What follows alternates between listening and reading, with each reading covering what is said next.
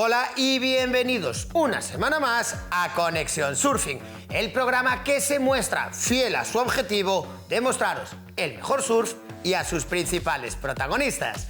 Y esta semana no dudéis de que seguirá siendo así. ¿Qué os parece si vemos titulares y comenzamos?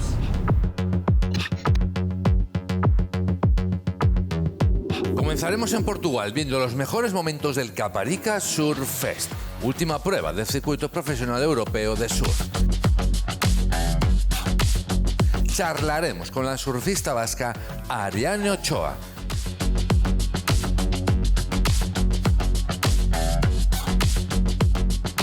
El circuito Junior Series arrancó en Tapia de Casarego, Asturias.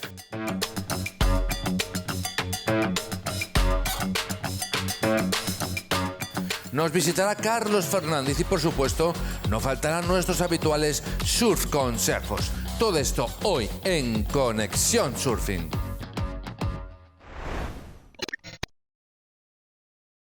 Tenemos por delante un programa apasionante. Ya solo nos quedaría invitar a que pase a nuestro colaborador Roberto Flores, conductor del podcast Hemisferio Surf. ¿Qué tal, Robert? Hola Víctor, gracias por la invitación que recojo, como siempre encantado. Como bien dices, hoy nos espera un programa de mucha pero que mucha acción, así que no demoremos más esta introducción. Nos vamos hasta Portugal, allí tuvo lugar una nueva edición del Caparica Surf Fest. Portugal albergó la última prueba valedera para la clasificación del QS en Europa, que además era la que definiría quiénes serían los surfistas que participarían en el Challenger Series de este año. Robert, ¿hacia dónde nos vamos? Nos dirigimos hasta la costa de Caparica, una de las zonas de playa más grande de Europa, con 30 kilómetros de arenales y cercana a la desembocadura del río Tajo en Lisboa. La playa de Tarquinio Paraíso fue donde se disputó el Caparica Surf Fest 2023, con importantes puntos en juego, 3.000 en caso de los hombres y 1.000 en las mujeres. Una diferencia que se traslada también en los premios en metálico y que no nos cuadra a estas alturas y sobre todo en un evento con el sello de la World Surf League. Es mi opinión. Robert, coincido al 100% contigo, pero esperemos y estoy convencido de que esto tarde o temprano cambiará. Nosotros ahora sí nos vamos hasta Portugal para ver qué nos dejó el Caparica Surf Fest, que por cierto tuvo una importante presencia de surfistas españoles.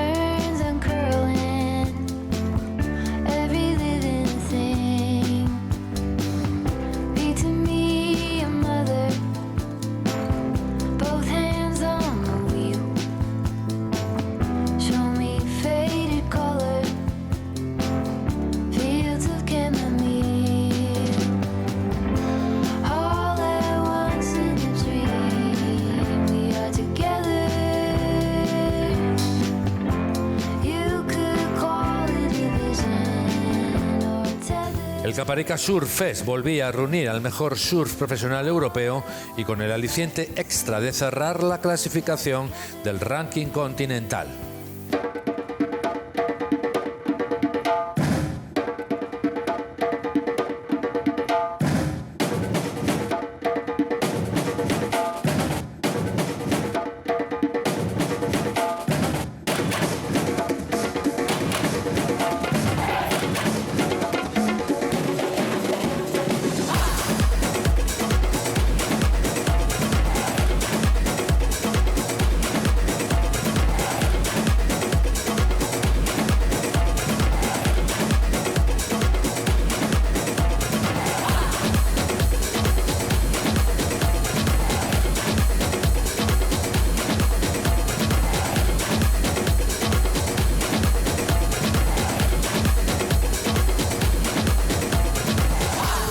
Las 4 jornadas en las que se disputó la prueba ofrecieron buenas condiciones de olas, por lo que el nivel de surfing fue creciendo a medida que se iban sucediéndose las rondas. Inicialmente estas de 4 surfistas hasta llegar a los cuartos de final, donde las mangas comenzaron a ser duelos entre 2.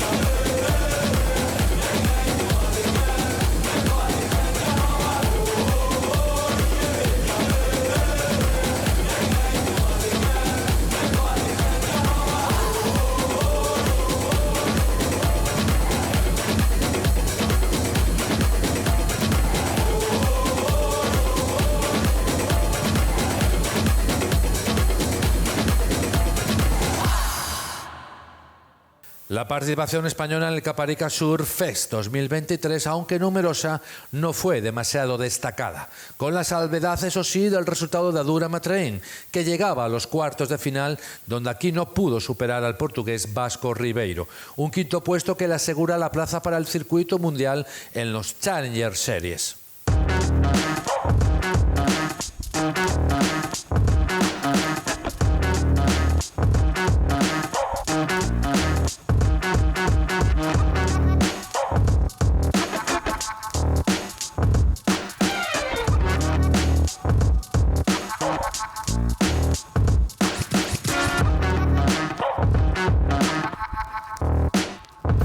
En la categoría femenina, la canaria Lucía Machado lograba el mejor resultado en Caparica, un 9º puesto que la dejaba a las puertas de la clasificación para los Challenger Series. La mejor clasificada del ranking hasta ese momento, Ariane Ochoa, caía eliminada en la ronda de 32, pero sus buenos resultados anteriores, sobre todo el 2º puesto en el Recul Pro Anglet, le aseguraron la plaza para esos Challenger Series tan ansiados que comenzarán en Australia.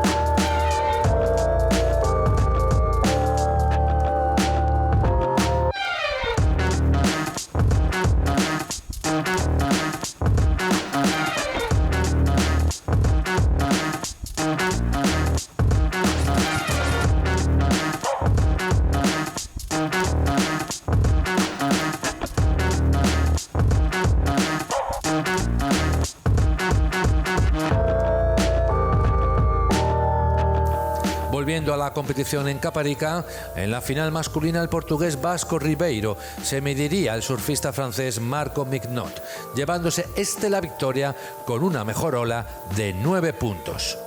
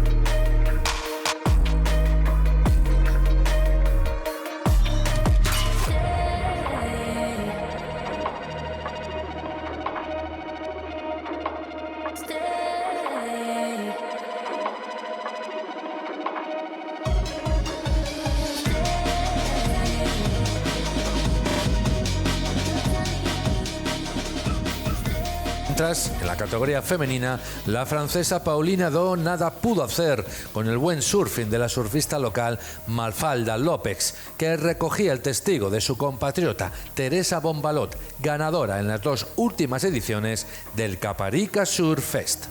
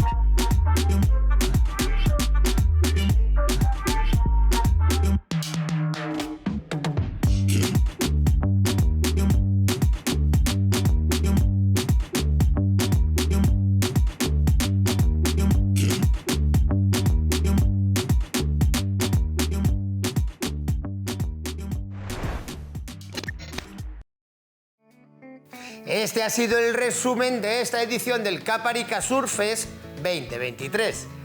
Nosotros continuamos en Conexión Surfing y es el momento de tomar buena nota porque llega nuestro primer surf consejo del programa de hoy.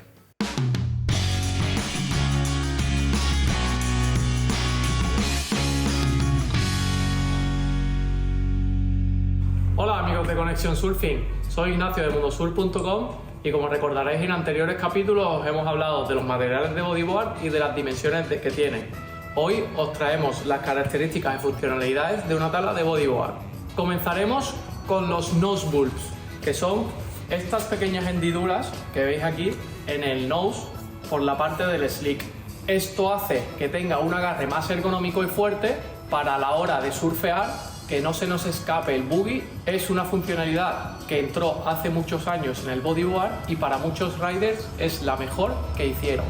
Luego tenemos los cantos, que son la parte que va agarrando a la pared de la ola y se divide en zona de arriba, que es por donde agarramos el bodyboard, y zona de abajo, que es la que va en contacto con el agua. Si la división de estos dos canales está en el medio, serían cantos 50-50. Un canto 50-50 lo que va a hacer es que tengas un bodyboard muy reactivo a la hora de pasar de canto a canto y a la hora de subir y encarar paredes para hacer alguna maniobra. Si este canto de abajo es mayor, suelen ser cantos 60-40. Esto va a hacer que el bodyboard se agarre mejor a la pared de la ola, que tenga un mayor agarre, por lo que se recomienda para riders que tengan un poco más de peso. Aparte, los cantos 60-40 han sido históricamente los más utilizados. Como última novedad, muchas marcas de bodyboard, sobre todo para la bodyboard de gama alta y media alta, están introduciendo los cantos 55-45, son los cantos más polivalentes que hay. Seguimos con las termoformas. Estos son también unas hendiduras que van en el deck del bodyboard, en la zona de arriba, y están diseñados para tener un mejor agarre a tu bodyboard. Hay termoformas de muchos diseños y formas diferentes, como por ejemplo este que veis aquí, tiene una termoforma completamente diferente a este. Pero las termoformas realmente útiles, las que nosotros vamos a utilizar, son las que van en la zona de agarre de abajo y en la zona de agarre de arriba. Es decir, las más útiles son las de la zona de agarre de ambas manos. Seguimos con los canales, que son, como veis aquí, unos canales que van por la parte de la cola del bodyboard en el slick. Están diseñados para dirigir el agua por ellos, para así generar mayor velocidad y agarre en la ola. Normalmente cada bodyboard tiene 2 canales, que pueden ser los normales de toda la vida, y los llamados slot channels, que son como estos que veis aquí, que son unos canales de mayor profundidad, mayor anchura, y entran hasta más arriba del bodyboard, incluso hay algunos que llegan hasta la mitad. Esto lo que hace que proporcione mayor agarre en la ola y mayor proyección a la hora de surfear y encarar una maniobra. Y la última novedad de las marcas de hace ya unos años atrás son los multichannels, que añaden al bodyboard hasta 4 y 5 canales. Esto lo que va a hacer es, si 2 canales agarran en la pared de la ola, 4 canales hacen que agarre mucho más y generen mayor velocidad. Pero sobre todo, lo que más se nota es proporcionar un agarre extra para encarar la pared. Y por último tenemos el tail, la cola del bodyboard. Como veis aquí, lo más común es crescent tail, que es como esta que veis aquí. Suele ser la más polivalente y la que más se utiliza. Otro tipo de cola sería la cola bat tail, que como su nombre indica sería una cola como en forma de murciélago. Lo que hace en la ola es básicamente facilitar algunas maniobras, como puede ser hacer un 360 o recepcionar una RS o un backflip a la hora de girar y entrar en la ola. También es muy recomendable para surfear olas pequeñas y medianas de arena. Y una última novedad que han incorporado varias marcas sería la cola V-Tail, que es una cola en forma de V y es una cola híbrida entre el Crescent Tail y el Bat Tail. Cuando utilicemos esta cola, os recomendamos utilizar media talla más de lo que normalmente utilizas en tu bodyboard. Por ejemplo, yo si uso un 41,5, si utilizara una cola de V-Tail, buscaría un bodyboard de talla 42. Así que ya sabéis, aparte de elegir tu bodyboard según los materiales y según las dimensiones, también tienes que fijarte en estos detalles, en estas características, para ver qué bodyboard se adapta mejor a tu forma de surfear. Así que nosotros nos vemos en un próximo Surf Consejo.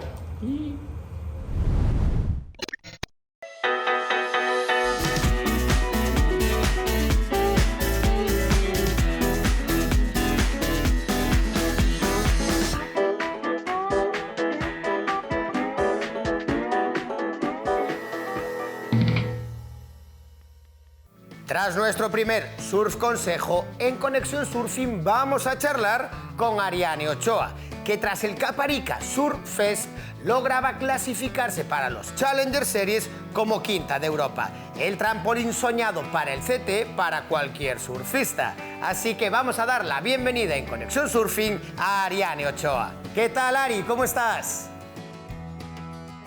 ¿Qué tal? ¿Todo bien? Primero de todo, darte la enhorabuena por esa clasificación a los Challenger que conseguiste en la última competición. ¿Cómo sienta volver a estar otra vez en esa previa que puede dar y abrir las puertas del CT? Pues la verdad que súper contenta. Era un objetivo para este año y la verdad que con los cambios que ha habido este año se han reducido las plazas, así que todavía era aún más difícil conseguirlo. Y súper contenta, ¿no? Estar en los Challenger Series para mí era importante porque es en el lugar que tienes la oportunidad de medirte con las mejores surfistas del mundo y ahí es donde quiero estar y medirme cada día. Así que muy contenta. ¿Cómo te lo planteas este nuevo reto? O sea, el CT me imagino que siempre es un objetivo, sobre todo cuando estás ahí ya a puntito, que estás ahí en los Challenger. ¿Cómo te planteas este reto? Sí, la verdad que hace año y medio estuve a punto en zona de clasificación. La verdad que fue una experiencia súper buena porque vi que realmente podía hacerlo, ¿no? Y este año pues afronto el Challenger Series igualmente, o sea, con el objetivo de dar el máximo, ser cada día mejor competidora y deportista y estar luchando ahí por una clasificación al CT. Sí que es verdad que va a ser un año súper intenso, así que bueno, vamos a tener que programarlo muy bien para poder estar al máximo en todos los eventos. Siendo honesta, ¿cómo ves esas posibilidades de estar el año que viene en el CT? Pues la verdad que como te he dicho, estuve cerca y creo que ahora soy cada día mejor surfista, mejor competidora, entonces creo que realmente tengo posibilidades de poderme clasificar al CT. Está claro que hay que hacer las cosas muy bien porque hay mucho nivel y todo el mundo quiere ganar. Pero sí, afronto el año con las ganas de un año más luchar y ojalá pues hacer historia y ser la primera deportista española en entrar al CT en la categoría femenina. Eso sería fantástico, la primera deportista española en estar en el CT. Pero tienes otro reto súper bonito antes de enfrentarte ahora a los Challenger Series, que es ese mundial que puede abrir las puertas de una plaza olímpica. ¿Cómo estás preparando ese mundial de El Salvador?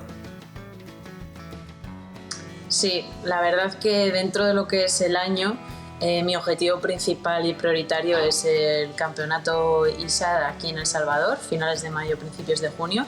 Y bueno, o sea, todo lo que llevo trabajando ha sido con miras a ese objetivo.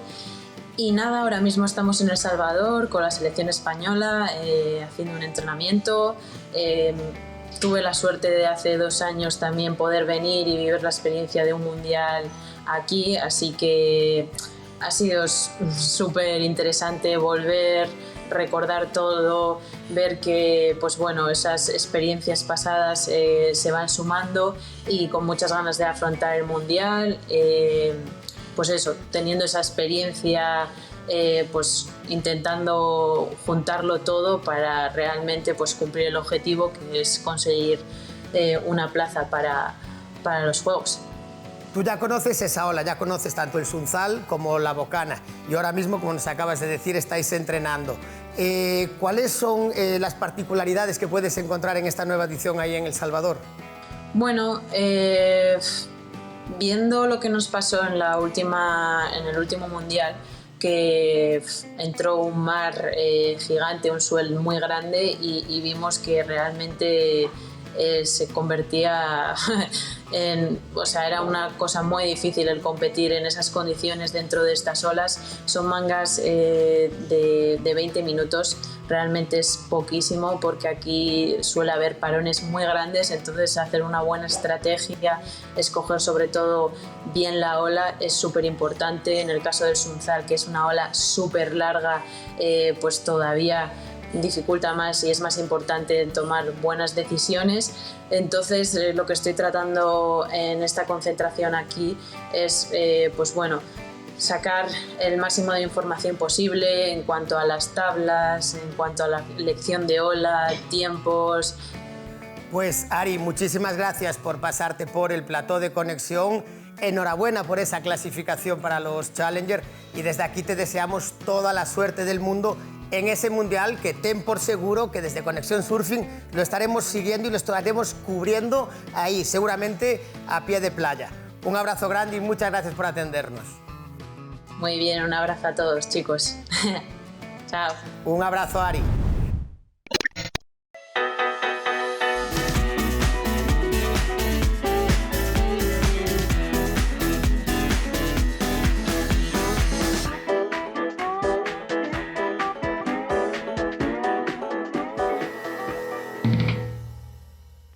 Seguimos en Conexión Surfing y continuamos con la acción como prometimos.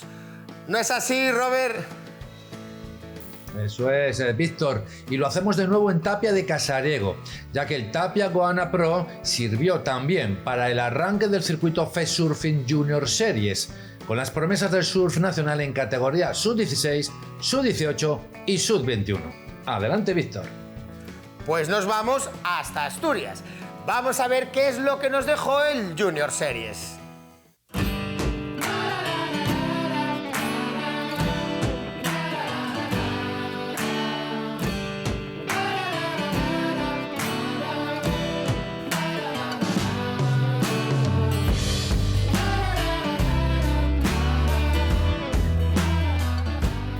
Que arranque Tapia el circuito junior es recordarme cuando empecé a hacer los campeonatos Memorial Peter Galley. Cuando cogimos el campeonato, eran niños. Dani García tenía 15 años, Eneco tenía 15, Kepa cuando empezó aquí tenía 11. Los españoles que venían, aunque había internacionales, nuestros españoles que competían en la EPSA eran todos junior. Yo les conocí siendo niños. Entonces, tener el circuito junior es seguir teniendo a mis niños con los que comencé a hacer un evento. Para mí es la ilusión. Para mí los llamo mis niños. Entonces, claro, ¿cómo no voy a tener un circuito junior?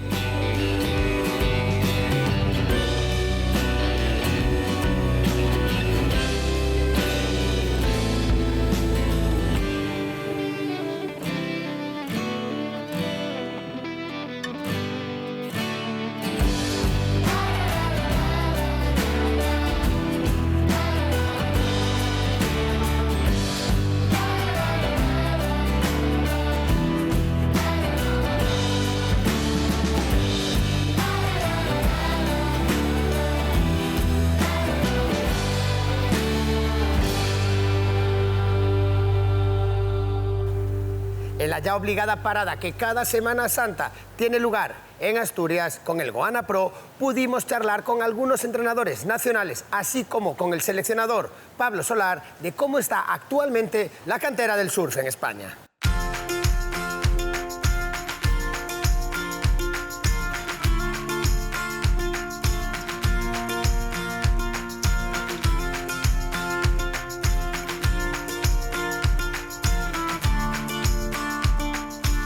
Pues la verdad que siendo la primera prueba del circuito junior para este año, hemos venido aquí a un poquitín a ver qué estado de salud goza la cantera y estamos viendo como todos los años que va en progresión.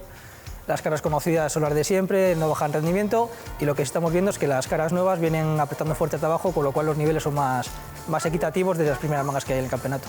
Las categorías junior ahora mismo están dando mucha caña a nivel europeo, incluso internacional. Incluso yo creo que en el momento que empiecen a coger experiencia, creo que los resultados van a ser muchísimo mejores, que hay gente que no está teniendo los resultados que deberían tener según su nivel. Categoría junior, así a nivel nacional, ahora mismo partimos de una base muy importante, somos campeones de Europa y realmente, comparado un poco con otros años, la evolución de nuestros juniors ha sido mejor que la de otros países europeos. A nivel mundial también tenemos grandísimos resultados. Recordando un poco el segundo puesto en el Mundial de Lucía Machado. Entonces, creo que tanto los entrenadores que hay en España, las escuelas de surfing, los centros de entrenamiento, creo que siguen haciendo una función buenísima. Cada vez vienen nuestros juniors nacionales más preparados. Y también se ha visto que a nivel pro junior, que es un poco digamos, el examen más importante que tienen los juniors a nivel europeo, pues vemos a españoles en lo más alto. Así que ahora mismo tenemos unas expectativas bastante buenas.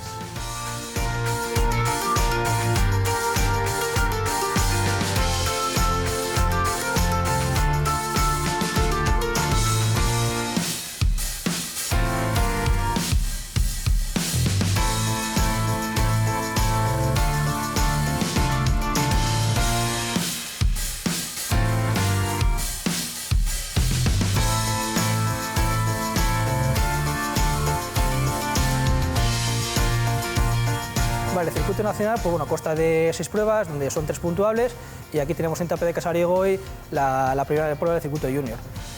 Para nosotros los técnicos es una forma de trabajo que te facilita tus herramientas, porque viendo a base de trabajo de campo, pues luego puedes desarrollar labor tuya en tu comunidad con lo que estás viendo en los campeonatos, para que los chavales tengan las mejores condiciones posibles de entrenamiento.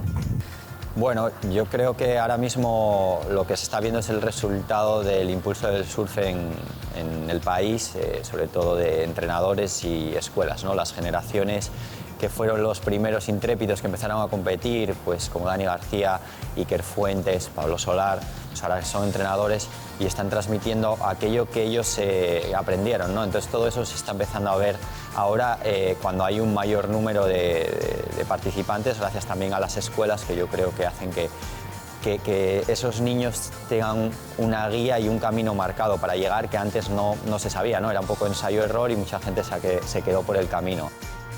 Bueno, lo que se diferencia a nivel junior en el panorama del circuito nacional son los Surfing Kids, categorías sub-10, sub-12 y sub-14, y está separado del Junior Series, que son sub-16, sub-18 y sub-21.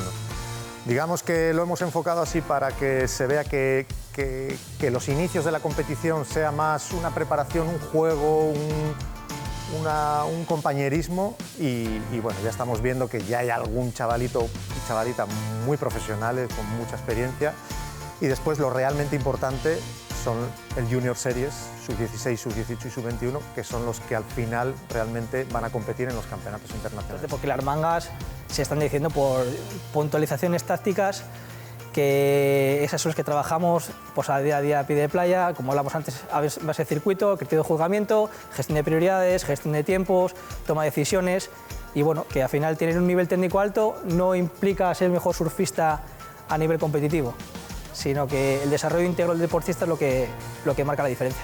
Sí, he visto que ha sido muy importante porque de repente ves una serie igual que abre y la siguiente serie que aparentemente es igual cierra, ¿no? Entonces la gente que está teniendo en cuenta igual la dirección de dónde entra la serie y la colocación son los que están teniendo un poquito más suerte, entre comillas, que creo que también ha sido un factor fundamental en este campeonato, el tener un poco de suerte con la elección. Mucho talento, futuro e ilusión el que se respira en la cantera del surf nacional, donde cada vez el nivel es más alto y más parejo.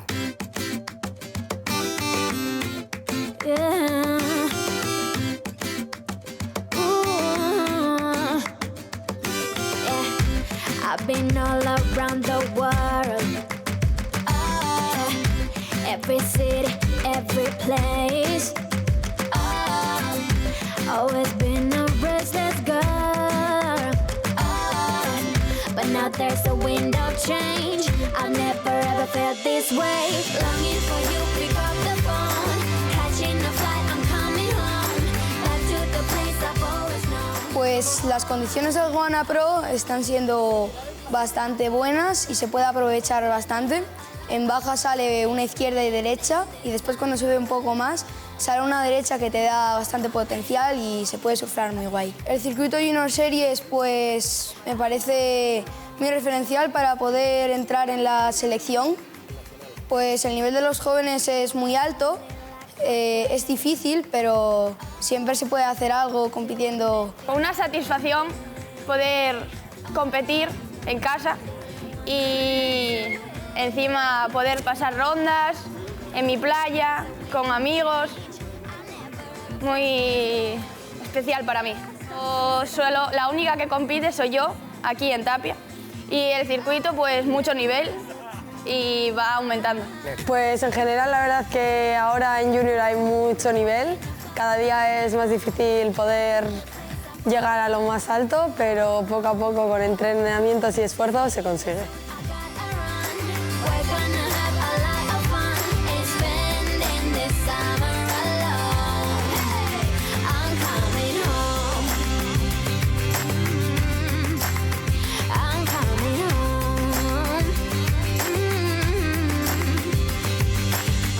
En el circuito FESURF Junior Series, nuestras jóvenes promesas volvieron a demostrar el gran talento que tenemos en la cantera española. Las victorias se las llevarían en la categoría sub-16 Dylan Donegan y Daniel Alonso, en la categoría sub-18 Conor Donegan y Ivonne Gómez. Y por su lado, en la categoría sub-21, las victorias se las llevarían respectivamente Néstor García y Daniela Boldini. Pues muy emocionante, o sea, yo desde un principio dije, bueno, a ver si hay suerte. Y cuando pillé la primera hora buena dije, venga, va, otra. Y ya cuando pillé la segunda fue como, jolín, qué bien, ¿no? O sea, me emocioné mucho. Bueno, acabo de ganar el campeonato sub-16 y estoy súper contento porque vine del QS en Caparica que no me salió tan bien, entonces vine aquí con muchas ganas de surfear y bueno, me salió todo bien, entonces estoy súper contento y súper feliz. Cada día el nivel en las chicas es más alto, llevo compitiendo con ellas desde que empezamos, todas juntas, y podía haber ganado cualquiera.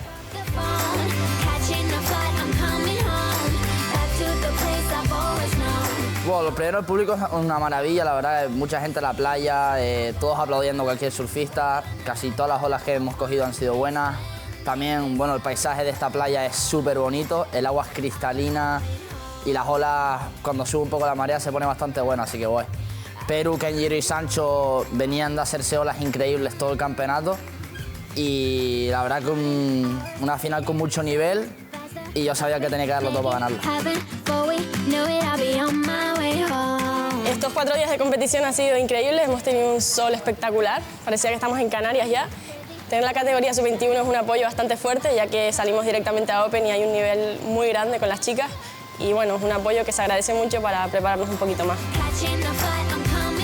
Pues yo creo que es una categoría imprescindible porque de hace años era sub-18 a Open, es un paso bastante grande, que mucha gente se desmotiva porque no tiene igual el suficiente nivel para Open, se desmotiva, así que esto es una categoría para seguir motivando, mejorando el nivel y así coger la categoría Open con más ganas.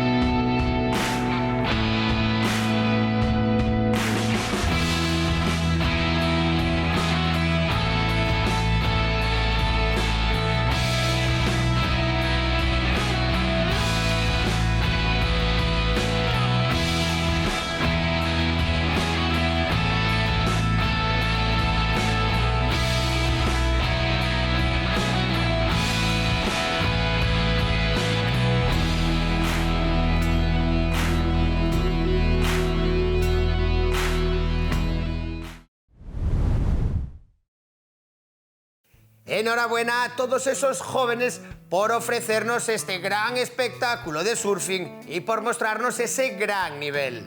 Tras disfrutar de estas promesas del surf nacional, Robert, como siempre, darte las gracias por pasarte por Conexión y ayudarnos a entender un poquito mejor el surf y su cultura. Un abrazo, amigo. Te escuchamos en Hemisferio. Gracias, Víctor. Un placer, como siempre. Nos vemos la semana que viene. Buenas horas para todos y aloha. Un abrazo para ti también, Robert. Nosotros continuamos en Conexión Surfing. Y antes de que venga nuestro próximo invitado, es momento de tomar buena nota y vamos con nuestro último surf consejo.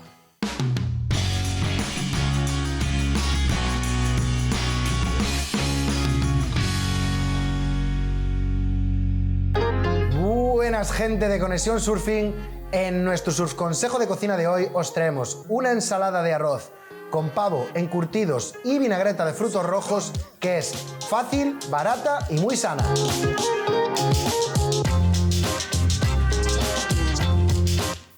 Para elaborar nuestra ensalada de arroz con encurtidos, pavo y vinagreta de frutos rojos, empezaremos por escurrir primero nuestros encurtidos. Nosotros en este caso hemos utilizado zanahoria, soja y maíz. Podéis utilizar los encurtidos que os gusten más. A continuación vamos a picar el pavo en taquitos y esto lo reservaremos. Después coceremos el arroz basmati, siempre siguiendo las instrucciones que nos marca el fabricante, que para eso las ponen en los paquetes. En este caso nosotros, como vamos a hacer una ensalada para 2 personas, hemos utilizado 200 gramos de arroz. A continuación de tener el arroz cocido, lo vamos a enfriar y lo vamos a dejar reposar.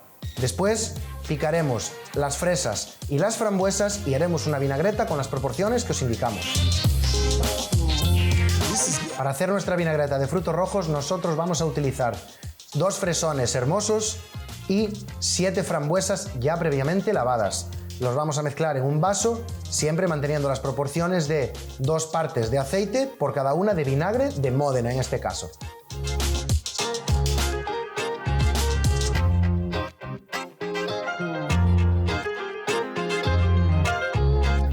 Ya tenemos nuestra vinagreta mezclada. Como siempre, acordaros, si la vais a llevar a la playa, llevarla en un recipiente hermético porque esto se os abre en el coche y tenéis que llevarlo a desguazar. Y una vez tenemos ya nuestra vinagreta lista, vamos a proceder a emplatar la ensalada. Para emplatar nuestra ensalada empezaremos primero poniendo el arroz en el fondo de la ensaladera, luego agregaremos los encurtidos y el pavo picado y remataremos con nuestra vinagreta de frutos rojos.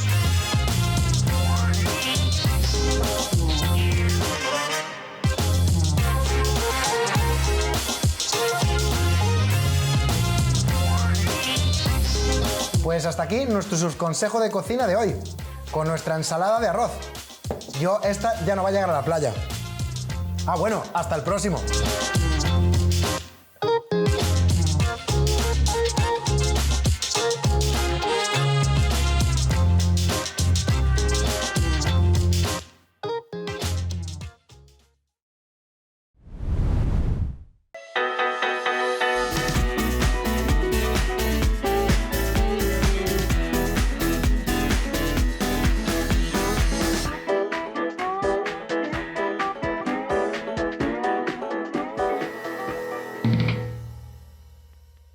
Nos acercamos al tramo final del programa de hoy y otra vez, ya hacía tiempo que no venía a visitarnos, está con nosotros aquí en el plató de Conexión nuestro experto en el CT, Carlos Fernández, que en esta ocasión no vienes a hablar no solo del CT, sino de los Challenger Series. ¿Qué tal, Carlos? ¿Cómo estás? Muy buenas, Víctor. Un placer estar aquí de nuevo.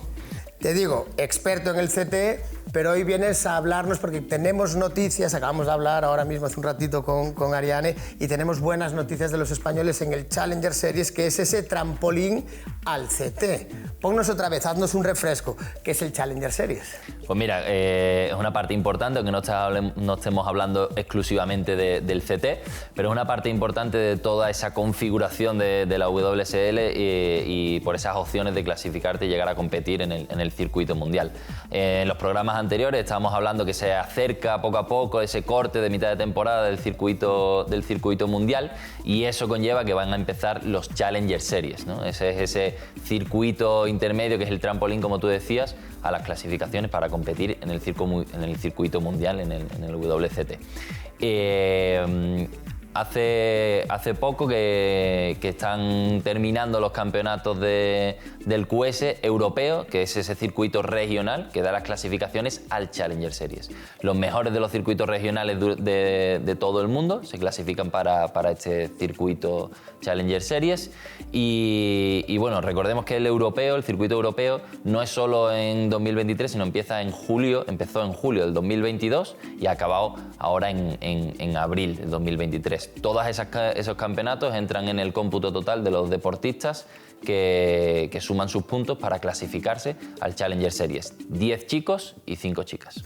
Antes de entrar y analizar esos resultados españoles, que por cierto tenemos buenas noticias y lo acabamos de escuchar con Ariane Ochoa, va por regiones, o sea, está la región europea, está la región australiana. ¿Cómo es esa configuración? Porque antes el QS era un batiburrillo de todo el planeta y ahora mismo es como muy delimitado, van los de Europa, van los de Oceanía, van los de... ¿Cómo es ese formato?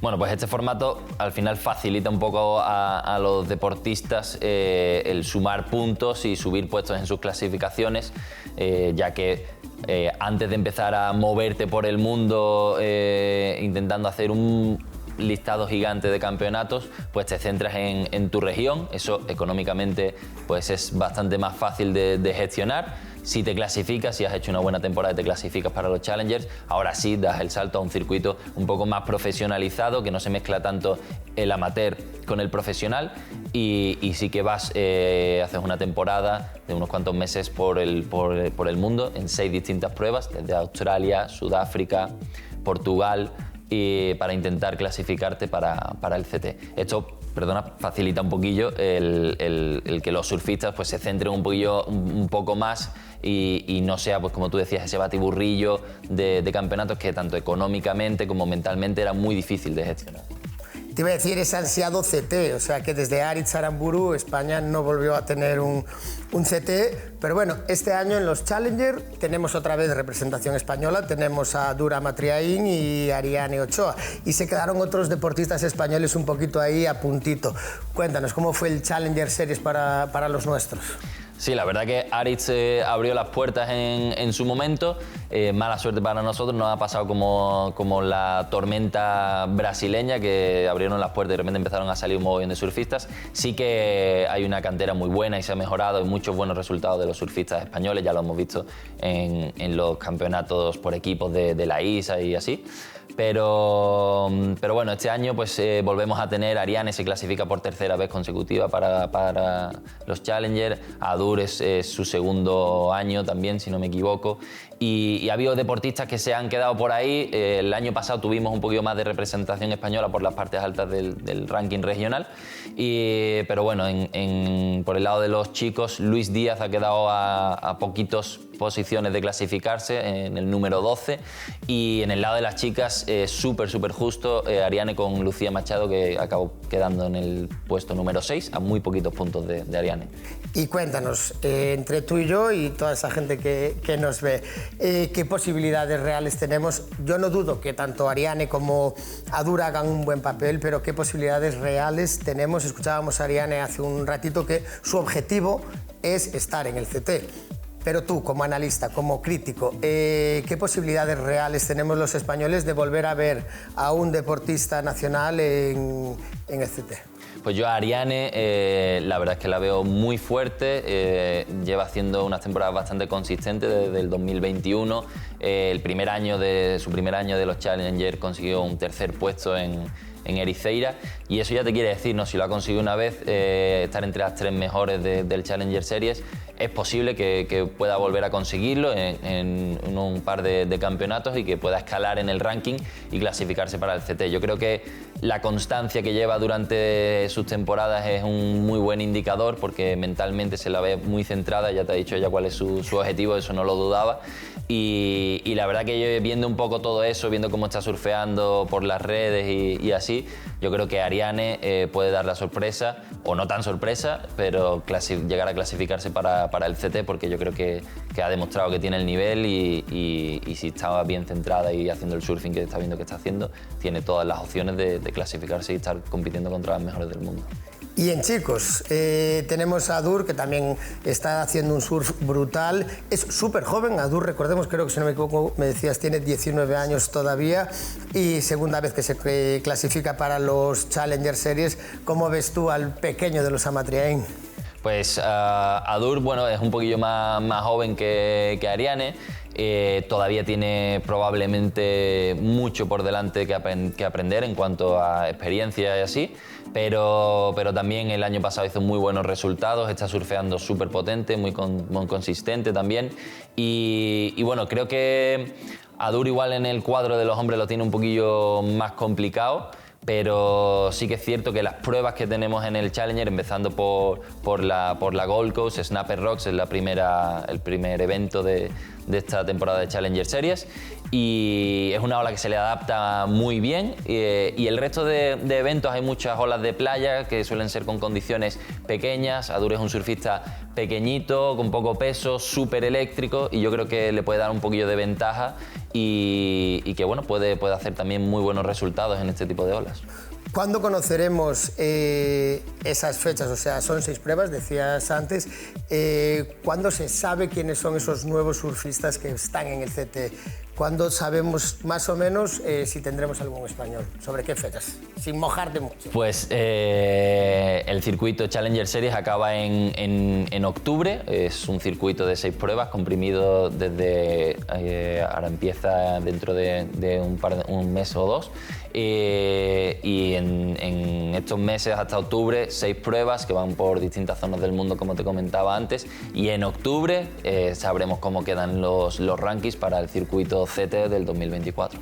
Esperemos, a lo mejor, no sé, porque todavía tienen como 2 opciones, esperemos en algún momento ver a alguien en el CTE y ver a alguien en los Juegos Olímpicos. No lo sé, lo analizaremos, porque la próxima semana, Carlos, vuelves por aquí a analizar con nosotros esa prueba del CTE Bells Beach. Y como siempre, amigo, un placer y nos vemos la próxima semana.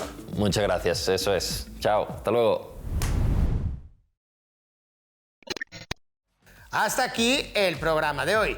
Llegó el momento más triste, el de despedirse. Pero ya sabéis que regresaremos dentro de 7 días con el mejor surf y, como no, con sus principales protagonistas. Nos vemos, como siempre, en El Pico.